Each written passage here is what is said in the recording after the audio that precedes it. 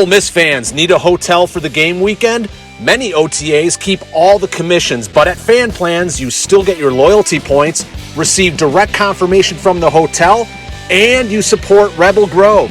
Visit fanplans.com/Rebel Grove today.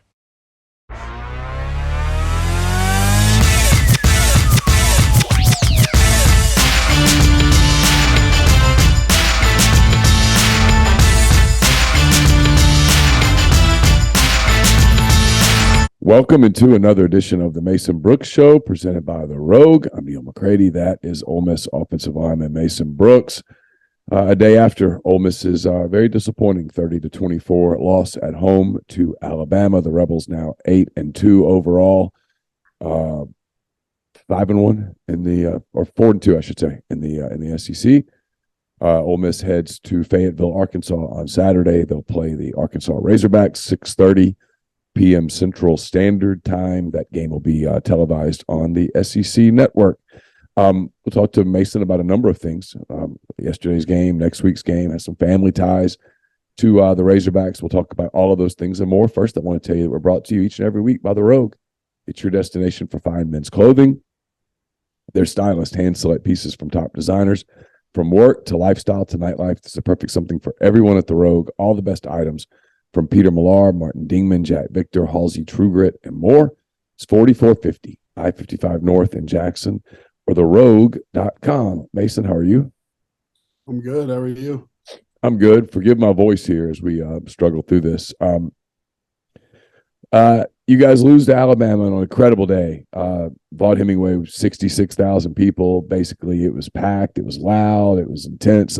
I didn't see the Grove, but I can only imagine what the Grove was like. I guess just from setting the stage for what could have been such an incredible day, what was just the atmosphere and all that stuff like yesterday from your perspective? Yeah, it was a really cool game. You know, it's a game that you come to the SEC to play.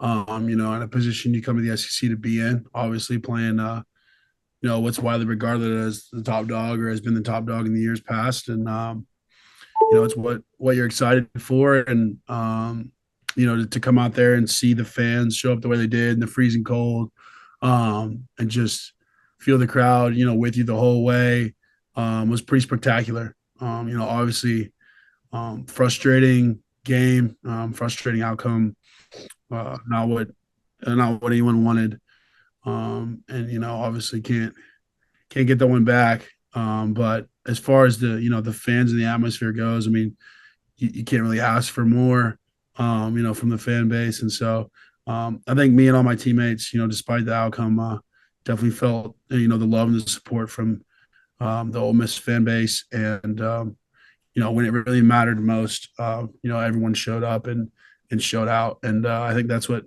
makes Ole Miss really special at the end of the day is, you know, these fans really care and they really want to see us succeed, and you know, we want to succeed too. And you know, it feels like they're right there with us, you know, obviously on a disappointing Sunday.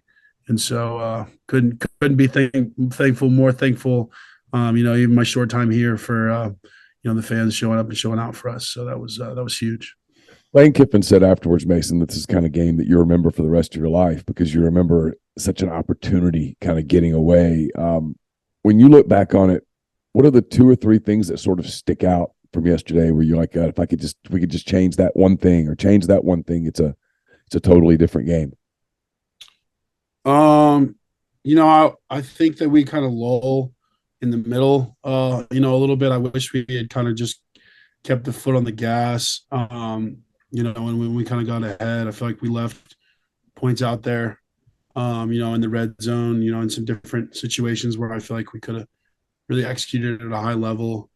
You know, that I kind of wish we could, you know, take back. Obviously, I'm not a coach, and so I don't make any decisions, and I wouldn't be the first one to tell you what to do or when to do it. You know, I just do kind of what I'm told. But you know, definitely some guys that, you know, wish they could take back certain things or plays that they've done. But I think that's true of any game, especially any game that you come up short. You know, it's easy to kind of look back and say, well, if I had just done this, or, you know, we had just been able to do that, then we could have, you know, done this, and it'll hurt you looking back. But no, there's definitely some different players I think we wish we could have taken back as a team. And I will say, I think that's the most locked in I've ever seen this team. Um, for the little lull in the game that there was, I guess I don't really feel like there was ever a drop off. That's the best, one of the best, if not the best, the defenses played all year. I thought they played fantastic. Seriously, like the whole game, and It held that everyone. offense to 300 and I don't know 315, 20 yards, whatever it was. That's not a bad number at all. I feel like obviously people are looking for moral victories or whatever, but I'm just saying from a field standpoint, I felt like the defense was really locked in and stepped up to the plate, and disappointing me on the offensive side, not being able to execute more. But I'm proud of the young guys on this team.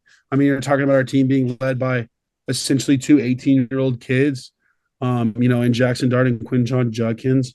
And you don't really see them bat an eye ever. Obviously a difficult spot to put, Jackson in, but one that he's growing into and learning, and will be for the better. I promise. Like, Ole Miss fan base will not be disappointed with Jackson Dart. Like, he's getting better every week. He's a great kid. He's bright. He's a great talent.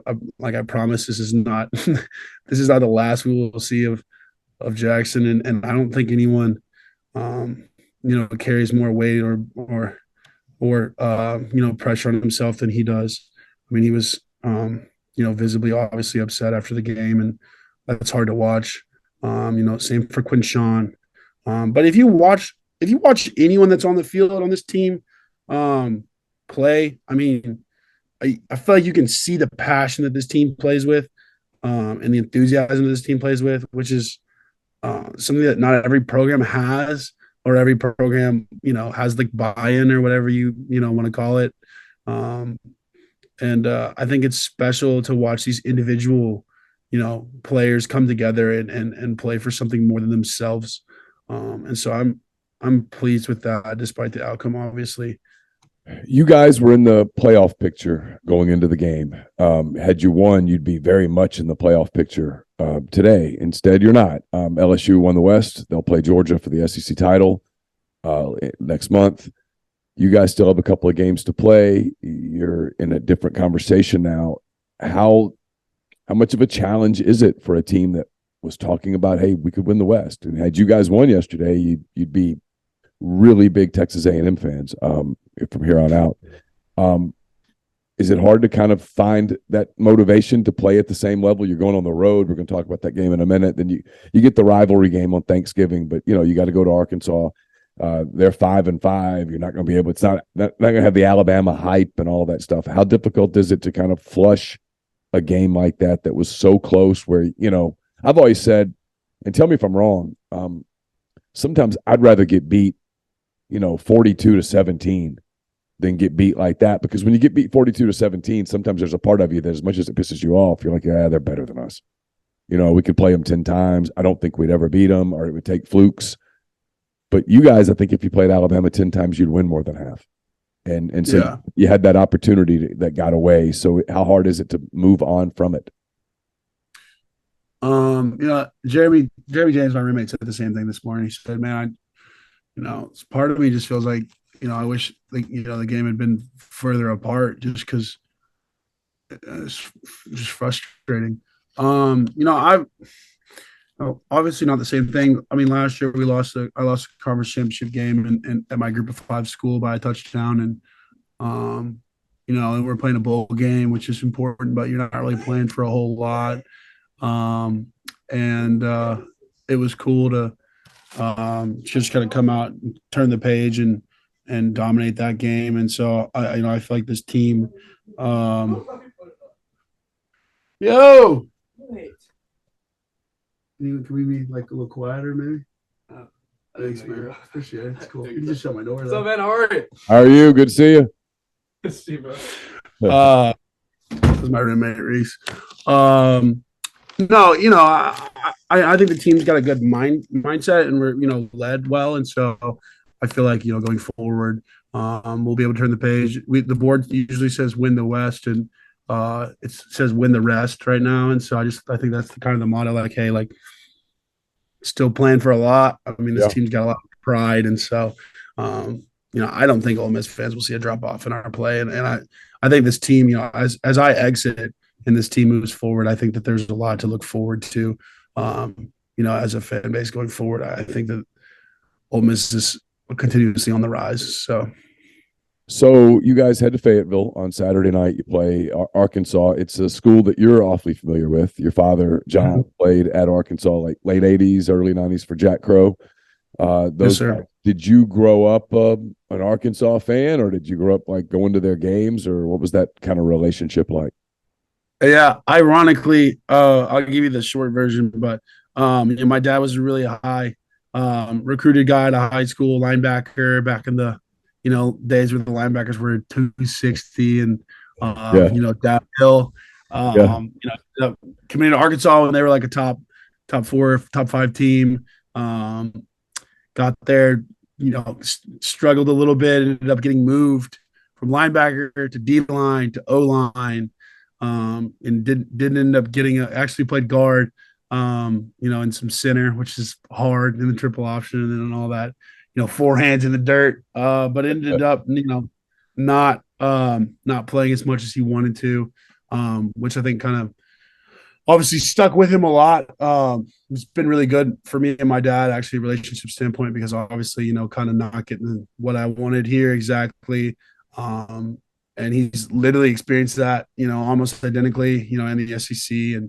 And so, who better than to kind of guide me through it and, teach me how to be a man about it and all that than my own dad.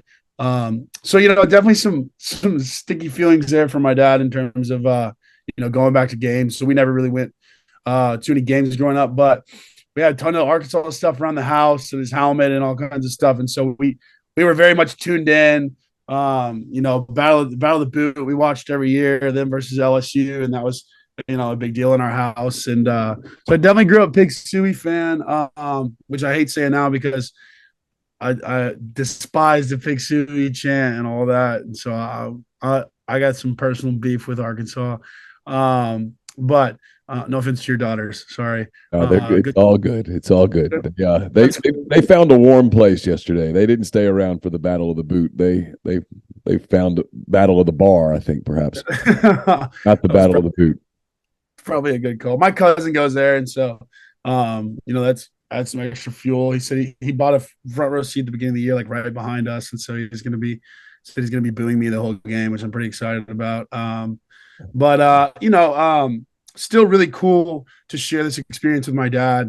Us being able to, be on the field where he used to play and me having the opportunity to go out in the SEC and suit up for a different team, but still. And you played there at Western Kentucky, right? I did, yes, sir. Yeah. But, SEC on SEC is a little different. And, so that'll be a special moment for me, obviously, to share with my old man. So some extra motivation for this game and, excited to, go down there to Fayetteville and, finish it out on the road.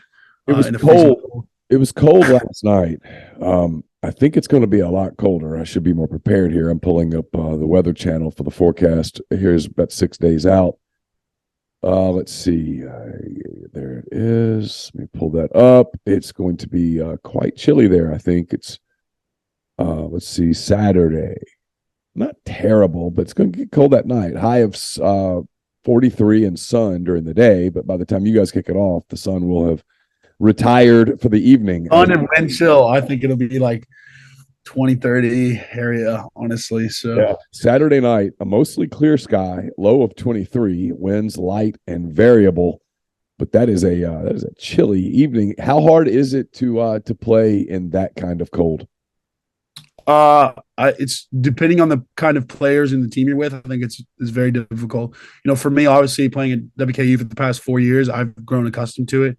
But my first start ever was in Muncie, Indiana, and it was 24. We were playing Ball State, and I was from Texas, and I'd never been in any weather like that. And I just remember being like so stiff and like such a big adjustment for your lungs and all that. And so I think depending, it can be hard. I think, last night, I think the weather put in our advantage. I thought we did a great job of kind of, adjusting to it. And it's been cold this week, and we adjusted this week pretty well.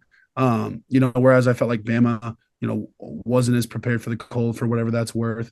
And so I'm excited, to go in this game again, because I feel like we did play well in the cold. And, it's kind of just one of those things where player to player, some of these guys that have grown up in Jackson or the Gulf or wherever, they never really experienced cold weather. Those guys are pretty unhappy when you walk out there. You might find them hanging out by the heater. So, no, we'll see. The air's thin up there too at Arkansas, so it'll be definitely interesting from a weather standpoint. So yeah, it's a different climate when you get up into the mountains. I mean, right before you get to Fort Smith, you turn and head up that way, and the climate, like you said, the just the land changes, the climate changes. It's a thinner air, and it'll get to you if you're not prepared for it. Real quick, Liston & Dees is a full-service law firm located in Ridgeland, Mississippi. It focuses on complex civil litigation. Liston & Dees' clients include individuals, businesses, state governments throughout the United States.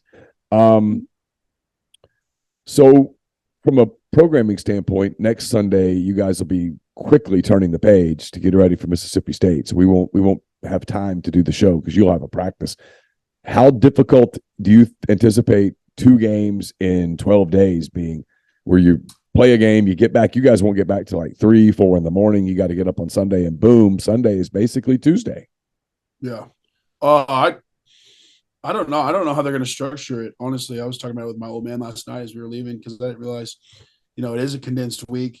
And usually you do that like after a bye or before a bye or something like that. And so, jamming those 2 weeks back to back should be interesting. It'll be, obviously, like you said, pretty condensed. I think that probably, obviously that adds a little pressure on your body. The bye week that we got this past week was good because we had played basically the whole season continuously with no break. So I think all the guys kind of got their legs back under them. But I definitely think that will present a challenge, for us, just like it will for them. We're in the same boat there. They got to come to us though. So I think there's, at least we're not traveling in addition to all that. Sure. So that's a little bit of the pressure off. But Lane does a good job taking care of our bodies, especially as the season's gone on.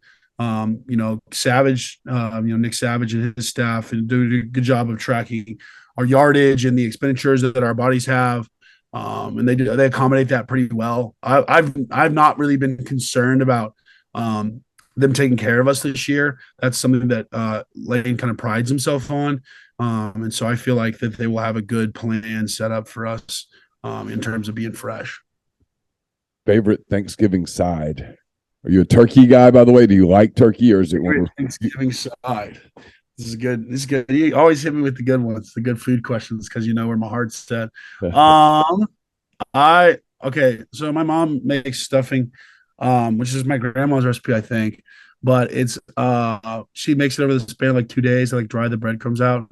But it's like, I don't know how to describe it. It's stuffed the bird, or is it dressing? Because people always get mad at me when I call it stuffing. You're right. It's dressing, and they get mad. We call it stuffing, but it's not. It's definitely dressing, which I forgot. I found out that there's a difference in that like 2 years ago, which I feel like is that like, I don't know if that's like a big split camp thing. Like we've talked about various, split decision camp things. Yeah, exactly. These are hard hitting things that we're talking about. No, I guess it's dressing, but it's pretty banging. I like that. I like sweet potato. Sweet potatoes have become like one of my favorite vegetables.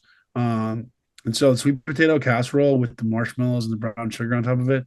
That's probably it's kind of a dessert. So I don't know if we can we consider that a side? I think on Thanksgiving it is considered a side. Although this is one of my pet peeves about Thanksgiving, and this doesn't listen. When I say pet peeves, people think you're hung up on. I give this literally zero thought. If I'm thinking about it, if it happens to come up, the Thanksgiving casserole with all of the sugar in it, and then a sugar topping, is essentially. I mean, if you just put a crust underneath it, it would be a sweet potato pie. It's a valid point. So all I'm saying when people say that, I'm like, okay, 364 days out of the year, that's dessert. Yeah. It's one day. It's technically a side, which is The marshmallows. It's the marshmallows. They're damning. Right. So I'm good with it. People are like, oh, why you hate Thanksgiving? I don't think. Okay. It's just a point. That's it. It's a point. I stand on it's a slightly overrated meal because if it weren't, we would be having it more often. Dude, you are hell bent on Thanksgiving. This was the same conversation we had the other week where you're trying to hammer this point into the people of Mississippi that the Thanksgiving meal is overrated because we put too much weight on it. You're like, well, you could have turkey any day. You could. It's fine. By default, I guess, yes. You're gonna die on that hill, aren't you? That's when you're not letting go. I'm more into Christmas dinner than I am Thanksgiving dinner because I think you have more. What are we justifying Christmas dinner? Ham? You can have anything. No, like you can do like beef tenderloin, or you can do a standing rib roast, or there's so much versatility. You can mix in some seafood. You can do all sorts of different things, and you can have meals that I don't know you might even like on January the 19th. So it's just, that's all I'm trying to say. I think it has more range and versatility and room for creation. You're just hating on the rules. You're hating on the rules of Thanksgiving, huh? The rules, the specific dishes. That's it, right? If you could have like a steak Thanksgiving and nobody would say anything about it, I'm like, okay, cool. You chose to have turkey and dressing. People are having turkey and dressing because for whatever reason they feel like it must be mandated. That's kind of it. No one's gonna. You can make steak for your family this year. I promise we won't judge you. I know. We might, and who knows? Because I've got to beef against turkey, man. I got to work on Thanksgiving, so we're gonna do Thanksgiving on Friday. So who knows? We might shake it up. You know what I mean? Might do something just totally creative. Hey, man. I feel like if anyone's gonna change up Thanksgiving, the nature of Thanksgiving, it's gonna be you. So. Well, listen, really appreciate the time again today. I won't probably talk to you. I guess I might see you around, but I won't talk to you before Thanksgiving. I hope you and your family have a wonderful Thanksgiving. Good luck on the trip to Arkansas, and with the Egg Bowl, your first Egg Bowl experience, which will be something I will look forward to talking to you about after that game. That game has a different intensity than. It's weird. It's a hate game. It's a strange. I covered Alabama Auburn all those years, and it was more of a mutual fear game. And the Egg Bowl they hate Ole Miss, just hate Ole Miss, and you see it on the field, and you have to almost respond to the hate. The hate becomes almost mandated, or else. So it's one of those things. So we'll talk about that. We'll visit with you again after the Egg Bowl, after the regular season wraps up, and you guys will be waiting on your bowl bid, that kind of stuff. So we'll talk in a couple of weeks. Thanks as always for the time, buddy. Yeah, no problem. Thanks for having me. Yeah, we're brought to you by The Rogue, 4450 I-55 North in Jackson, or therogue.com. So for Mason Brooks, I'm Neil McCready. I'll talk to you soon.